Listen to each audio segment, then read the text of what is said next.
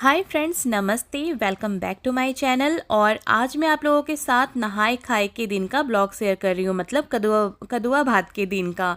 मैं हूँ बिहार में और अपने होम टाउन जमुई में मेरे घर पर मेरी मम्मी छठ करती हैं। तो छठ पूजा जिसके घर पर होता है, बहुत सारे काम होते हैं। तो ये है नहाए खाए के दिन का ब्लॉग। और मैं थोड़ा लेट शेयर कर रही हूँ क्योंकि छठ पूजा के बाद ना मेरे घर पे बहुत सारे फंक्शंस हो गए थे, जिसका एक एक करके मैं ब्लॉग शेयर करूँगी। तो जल्दी से सब्सक्राइब कर लीजिए और इस ब्लॉग को देख करके आपको फिर से छठ पूजा की याद तो जरूर आई होगी। आई ना? कमेंट में बताओ क्या क्या बन रहा है।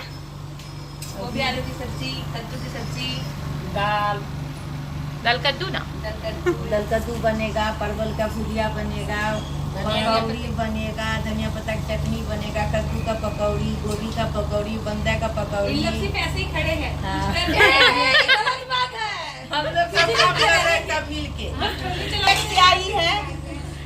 वही तो भाभी तो बहुत लेट आई थी ना। बहुत लेट से आई है। और छोलनी पकड़ते हुए बोल रही है, सारा काम मेरे पे दे दी है। भाई ऐसा है ना 3-3 सासू माँ खड़ी है, बेचारी एक इकलौती बहू है ना, पीछे जा रही है। पीछे जाती है। हम लोग पीस सकते हैं।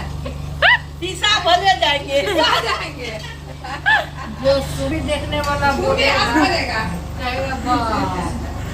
तो यहाँ पर सारा खाना अभी बन रहा है और अभी कितना बज रहा है? 12 बजने वाला है। तो पत्ता गोभी आलू मटर की सब्जी बन चुकी है और लौकी चढ़ा हुआ है और भी बहुत कुछ बनने वाला है जो आपको आगे दिखाऊंगी मैं। तो कदुआ भात के दिन ना काम बहुत सारे हो जाते हैं, तो बहुत सारे लोग भी हैं और बहुत सारी जगह प्रसाद भी बनकर जाने वाला है। तो यहाँ पर मैं भी आ गई हूँ रसोई में और मैं यहाँ पर थोड़े से पकौड़े तल रही हूँ। जब बहुत सारे काम होते हैं और बहुत सारे लोग होते हैं ना, तो काम करना बहुत ज़्यादा आसान हो जाता है। तो एक एक करते हुए हमने बहुत कुछ यहाँ पर बना लिए हैं और हमारे घर पर कद्दू भात के दिन हर बार इतना ही सारा कुछ बनता है। आप बताओ आपके यहाँ कद्दू भात के दिन क्या क्या बनाया जाता है? हर किसी के घर का अलग अलग नियम होता है, तो आप कमेंट्स में ज़रूर बताना। और इस ब्लॉग को आप कहाँ से देख रहे हैं वो भी आप कमेंट्स में बताना। तो मम्मी की कद्दू भात की थाली यहाँ पर लग चुकी है, सारे प्रसाद यहाँ पर निकल चुके हैं। तो सबसे पहले अच्छे से प्रणाम करना है और उसके बाद यहाँ पर भोजन ग्रहण करना है। तो मम्मी ना हर बार क्या करती हैं, उन्हें अच्छा नहीं लगता इस तरह से अकेले खाना, तो वो 1 से 2 कोर खाना लेकर जूठा करती है। मतलब ऐसे करते हैं कि मुँह जूठा कर लेना, हमारे तरफ ऐसा ही बोलते हैं। उसके बाद ना वो एक एक करते हुए अपने सारे बच्चों को बैठाकर खाना खिलाती हैं। वो हर बार ऐसा करती है और हमें इस टाइम पर ना बहुत ज़्यादा मज़ा आता है। और हम सब भाई बहन सारे बच्चे आपस में बोलते हैं पहले मेरी बारी होगी, ऐसे करके। ये है मेरे बड़े वाले भैया और सबसे पहले इनकी बारी आती है, क्योंकि जितने बड़े हैं ना पहले घर में वो प्रसाद खाते हैं, उसके बाद सब छोटों की बारी आती है। फिर आती है मेरे पतिदेव एंड मेरे बेटे की बारी। और सब लोग प्रसाद खाने के बाद मम्मी को प्रणाम करते हैं और बहुत ज़्यादा इंजॉय करते हैं इस टाइम पर। तो बड़ों के बाद अब बारी आती है बच्चों की। तो ये मेरे बड़े वाले भैया की दोनों बेटियां हैं, यानी कि मेरी मम्मी की दोनों पोतियां हैं।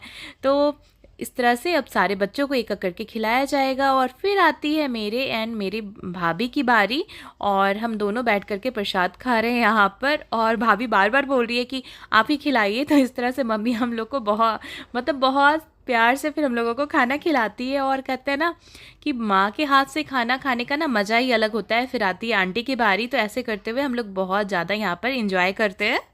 और आज के खाने की जो स्वाद होती है ना, वो रोज़ के खानों से ज़्यादा होती है, क्योंकि ये प्रसाद के नाम पर बनाया जाता है। रोज़ जो हम खाना यही सारा कुछ अगर बनाते हैं ना, स्वादिष्ट लगते हैं, बट आज के दिन की तरह नहीं। तो बहुत ज़्यादा यहाँ पर अच्छा लगता है।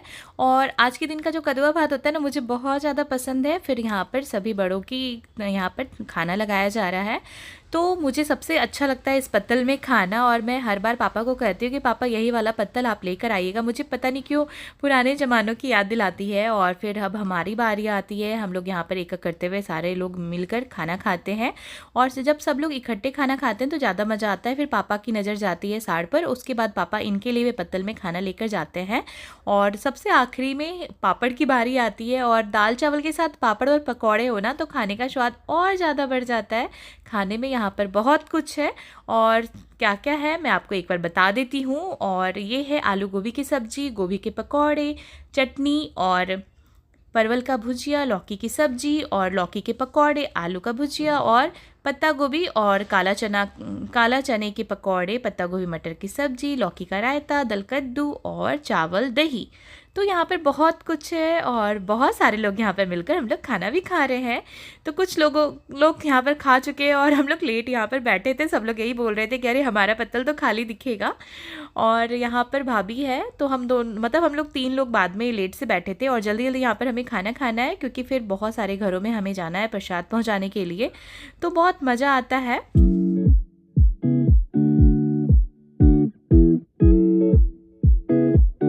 तो अब खाना खाने के बाद अब बारी आती है आंटी को प्रसाद निकालने की। तो ये भी सबसे बड़ा वाला काम है। एक करते हुए बहुत ध्यान रखना पड़ता है कि आपने जितना कुछ बनाया सारा कुछ डाला है या नहीं।